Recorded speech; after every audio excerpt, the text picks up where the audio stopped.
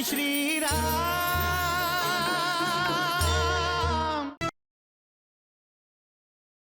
जैसे जैसे सूर्य अस्त होता है वैसे वैसे मन में अंधकार के साथ साथ निराशा फैलने लगती है लक्ष्मण। भैया, क्षितिज पर जब सूर्य बिंब को डूबते हुए देखता हूं तो ऐसा लगता है कि सीता के मन में मेरे लिए जो विश्वास है वो धीरे धीरे डूब रहा होगा। नहीं भैया, ऐसा मत सोचिए। महाराज सुग्रीव ने ऐसा सोचने पर मुझे विवश किया है लक्ष्मण। कितने दिन बीत गए हैं महाराज सुग्रीव के राज्याभिषेक हुए और हम वहीं के वहीं हैं। सीता की खोज का कार्य जैसे महाराज सुग्रीव भूल ही गए हैं। मैं अपने मन पर अंकुश लगाने का प्रयास कर रहा हूं, परंतु क्रोध अपना सिर धीरे धीरे उठा रहा है, कभी अपने आप पर और कभी उस रावण पर और कभी महाराज सुग्रीव पर। कोई अपना कर्तव्य कैसे भूल सकता है लक्ष्मण? हनुमान के साथ साथ महाराज सुग्रीव के सारे मंत्री सबके सब विवश हैं लक्ष्मण। वैसे तो हनुमान विद्वान है, ज्ञानवान है, पर हैं तो सुग्रीव के साथ ही। वो जो भी कार्य करेंगे सुग्रीव से पूछ कर ही तो करेंगे। लक्ष्मण, कभी कभी ऐसा लगता है कि सीता इस संसार में है भी या नहीं। नहीं भैया, ऐसी कल्पना करना भी उचित नहीं। सीता का कोमल शरीर और इतनी कठिन यातना, अपने आप को सर्वशक्तिमान, सबका कल्याण करने वाला आज अपने लिए ही इतना असमर्थ बना बैठा हूं। वो कृतघ्न सुग्रीव अपना मनोरथ पूरा होने के बाद अपनी प्रतिज्ञा भूल गया भैया। लक्ष्मण, किष्किंधा जाकर महाराज सुग्रीव को सावधान करो। कदाचित वो बाली के प्राण लेने वाले राम के अमोघ बाण को भूल गए। उन्हें जाकर स्मरण कराओ। आपके चरणों की सौगंध भैया, आज उस सुग्रीव की रक्षा कोई नहीं कर सकेगा। मैं उसे किष्किंधा से घसीट कर लाऊंगा और आपके चरणों में डाल दूंगा। यदि उसने मेरे सामने शस्त्र उठाया, मैं उसे वहीं ढेर कर दूंगा और उसे अपने बड़े भाई बाली के पास पहुंचा दूंगा। आज्ञा दीजिए भैया। ठहरो लक्ष्मण, कोई भी कार्य करने से पहले एक पल के लिए आवेश रहित होकर उसके बारे में सोच लेना चाहिए कि क्या उचित है और क्या अनुचित है। इस समय हमारे मन में जो क्रोध है वो इसलिए है लक्ष्मण कि हम जो कार्य करना चाहते हैं उस कार्य में देरी हो रही है। परंतु हमें यह नहीं भूलना चाहिए लक्ष्मण कि महाराज सुग्रीव से हमने मित्रता की है, और फिर यह भी तो हो सकता है कि हम उन्हें निराधार दोष दे रहे हैं, वो हमारे कार्य में ही लगे हो। इस बात का पता तो वहीं जाकर चलेगा भैया कि सुग्रीव किस कार्य में लगा हुआ है।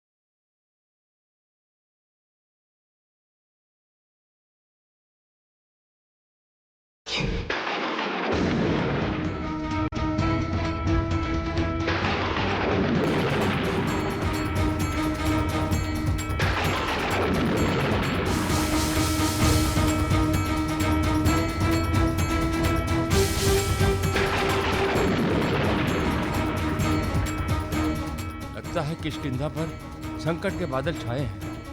ये टंकार ये टंकार सौमित्र लक्ष्मण के धनुष की है। लक्ष्मण भैया के धनुष की? परंतु उन्होंने टंकार क्यों की? श्री लक्ष्मण किष्किंधा में प्रवेश कर चुके हैं। वे बहुत ही क्रोध में हैं। उनकी फुंकार से मानो आग उगल रही है। ऐसा लग रहा है जैसे कोई ज्वालामुखी का ज्वाला बढ़ता चला आ रहा हो। उनके डर से डरकर सभी नगरवासी अपने घरों में जा चुके हैं। वे राजभवन की ओर जा रहे हैं। जिसकी आशंका थी वही हुआ। लक्ष्मण भैया के क्रोध से तो संपूर्ण भूमंडल कांपता है। तो किष्किंधा किस गिनती में है? तो कुछ सोचो हनुमान। इस ज्वालामुखी से बचने का उपाय सोचो। अन्यथा महाराज सुग्रीव अगर इस ज्वालामुखी की लपेट में आ गए तो किष्किंधा का कुछ नहीं बचेगा। एक उपाय है। मैं लक्ष्मण भैया के महाराज सुग्रीव तक पहुंचने से पहले भवन के पिछले द्वार से जाकर सबको सावधान करता हूं और महारानी तारा को लक्ष्मण भैया के क्रोध को शांत करने के लिए कहता हूं। यही उचित होगा हनुमान, क्योंकि लक्ष्मण नारी पर क्रोध नहीं करेगा और महारानी का शिष्टाचार उनके क्रोध की अग्नि को धीरे धीरे शांत कर देगा। सचमुच हनुमान, तुम बुद्धिमानों में सर्वश्रेष्ठ हो। अब देर ना करो और अंगद तुम थोड़ी देर के लिए लक्ष्मण को आव भगत सम्मान सत्कार में उलझा के रखो। अन्यथा रावण की लंका के विनाश की जगह किष्किंधा का विनाश हो जाएगा।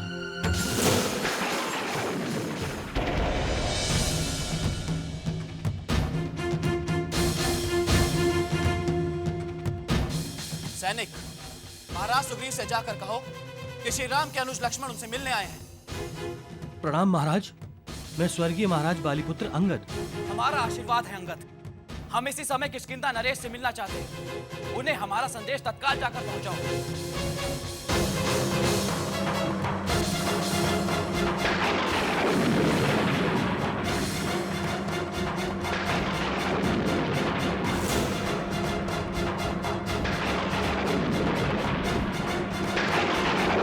आपकी आज्ञा का पालन होगा आर्य श्रेष्ठ। आप कृपया आराम करें। लक्ष्मण भैया के क्रोध को शांत करना शेषनाग को वश में करने जैसा है, परंतु इस समय किष्किंधा के कल्याण का पूरा उत्तरदायित्व आप ही पर है, क्योंकि संपूर्ण वानर साम्राज्य आप ही के विवेक पर विश्वास करता है। महारानी तारा, वानर साम्राज्य की रक्षा कीजिए, महाराज सुग्रीव की रक्षा कीजिए।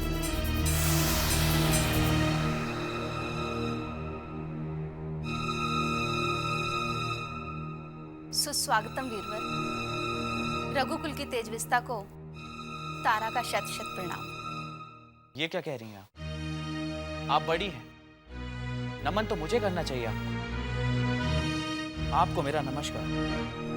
इस सम्मान के लिए धन्यवाद राजकुमार लक्ष्मण। आप यहाँ बाहर क्यों खड़े हैं? आइए, अंदर आइए, राजभवन में पधारिए। आपके यहाँ आने से किष्किंधा का राजभवन ही नहीं, सारी की सारी धरती पवित्र हो गई। आइए, अंदर पधारिए। विराजमान होइए।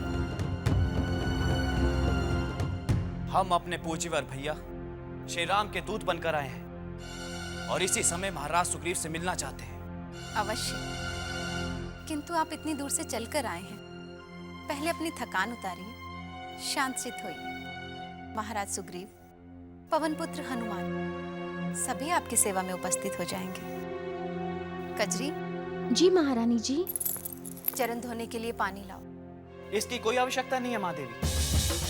हम जानते हैं आप बड़ी विनम्रता से हमें बहलाने का प्रयास कर रही हैं और आपकी इस चतुरता के लिए हम आपकी सराहना भी करते हैं। परंतु महाराज सुग्रीव से मिलने में एक पल की भी देरी करेंगे तो अपने भैया श्री राम की आज्ञा का उल्लंघन करने के अपराधी होंगे। राजकुमार लक्ष्मण, आप बड़े आवेश में हैं, परंतु आपके इस क्रोध का कारण क्या है? देवी तारा, आप पूज्य हैं, परंतु स्त्री आपके सामने अपनी बात प्रकट करना उचित नहीं है। क्या महाराज सुग्रीव हमसे मिलना नहीं चाहते? नहीं लक्ष्मण भैया, ऐसी बात नहीं है। महाराज सुग्रीव आपके अपराधी हैं, आपसे लज्जित हैं, परंतु आपके दर्शनाभिलाषी भी हैं। इस समय वे आपकी प्रतीक्षा कर रहे हैं।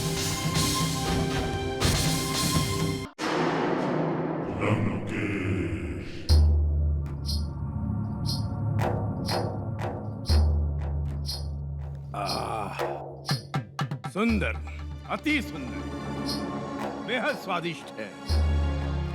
मेरा अनुज कुंभकर्ण ऐसे ही भोजन से तृप्त होगा। व्रजमाला, तुम्हें भोजन के स्वाद से संतोष तो है ना?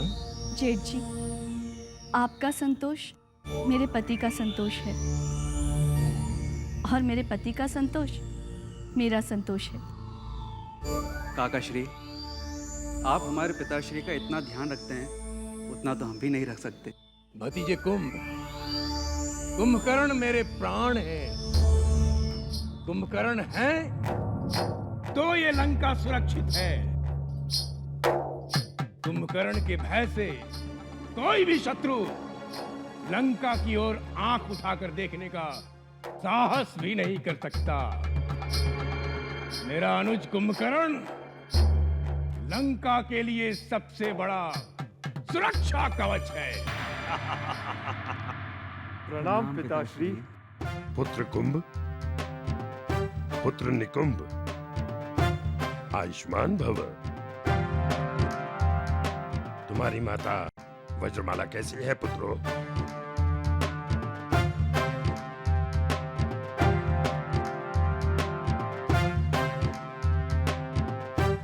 आपके आशीर्वाद से सकुशल हूँ स्वामी। आप कैसे हैं? कैसा हूँ? सोता ही रहता हूँ। दिन प्रतिदिन मोटापा बढ़ता ही जा रहा है।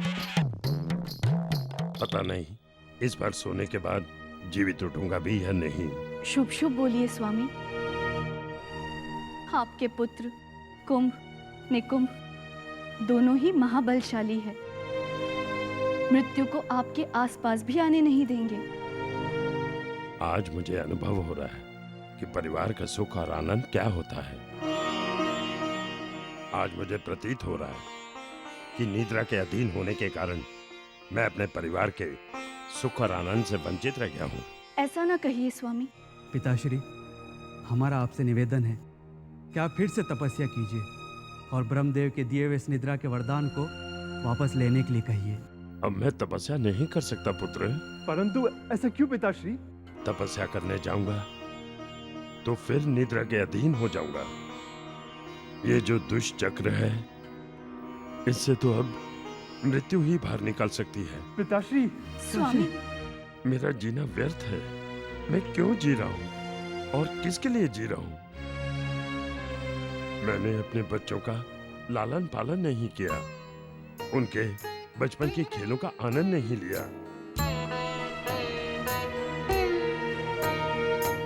वज्रमाला, तुम कहती थी कि दोनों मेरे पेट पर घुटनों के बल चलते थे, मुझे जगाने की कोशिश करते थे। मैं अभागा इनके बचपन का वो आनंद नहीं ले सका।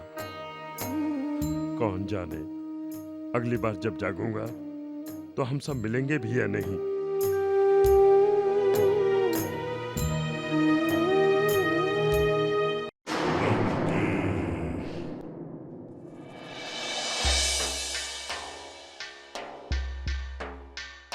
मेरे अनुज कुंभकर्ण,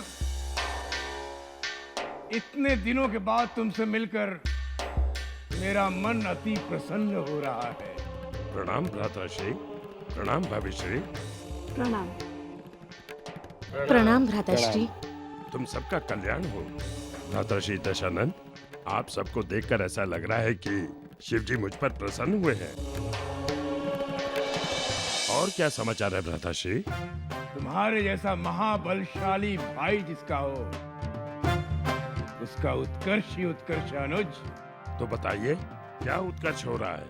तुम्हारा भतीजा इंद्रजीत अपनी तपस्या पूरी करके लौटा है,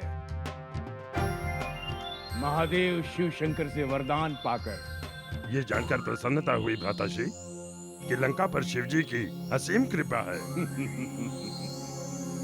और कोई शुभ समाचार भ्राताश्री? अनुज कुंभकर्ण, तुम्हारा ये भ्राता आज ही तुम्हारे फिर से निद्रा के अधीन होने से पहले एक त्रिभुवन सुंदरी से विवाह कर रहा है। कौन है वो त्रिभुवन सुंदरी? अभी मिलवाता हूँ। सुर्पनखा, अशोक वाटिका जाकर त्रिजटा से कहो त्रिभुवन सुंदरी को श्रृंगार करके यहाँ ले आए। जी भ्राताश्री। मेरा अनुज कुंभकर्ण अपनी होने वाली भाभी से मिलना चाहता है।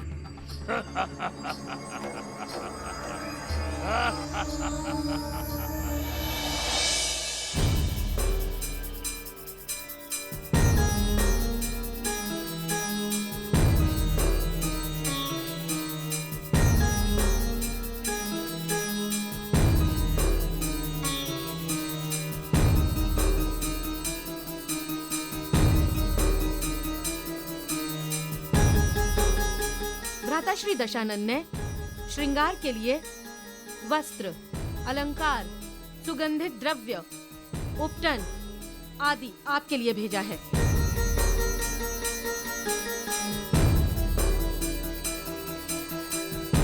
मेरी होने वाली भाभी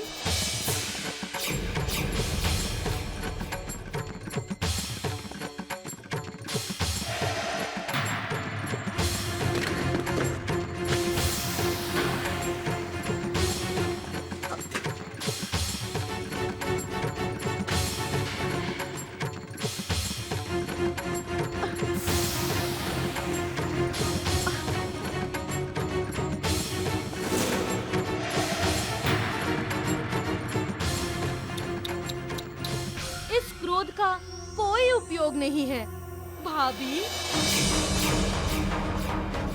त्रिजटा, सीता का श्रृंगार करके इसे कुंभकर्ण के कक्ष में ले आओ। ये दशानन की आज्ञा है।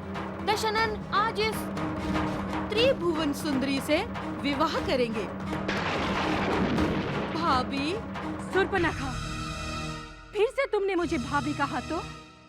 मेरे देवर जी ने तो केवल तुम्हारी नाक काटी थी, मैं तुम्हारी जिह्वा काट दूंगी।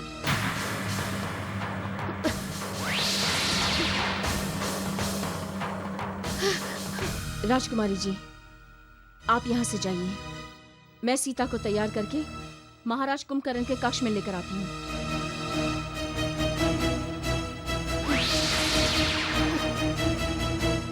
सीता, तुम्हारी इस अकड़ का कुछ भी लाभ नहीं है। भ्राताश्री दशानन आज ही तुम्हें अपनी पत्नी बनाएंगे और आज ही तुमसे विवाह करेंगे। तुम्हारे अधर्मी पापी भाई को बड़ा ही उत्साह है ना विवाह करने का, तो उसे कहो थोड़ी और प्रतीक्षा करे। मेरे रघुनंदन राम के लंका में आने भर की देर है, आते ही वो उसका विवाह मृत्यु से करा देंगे।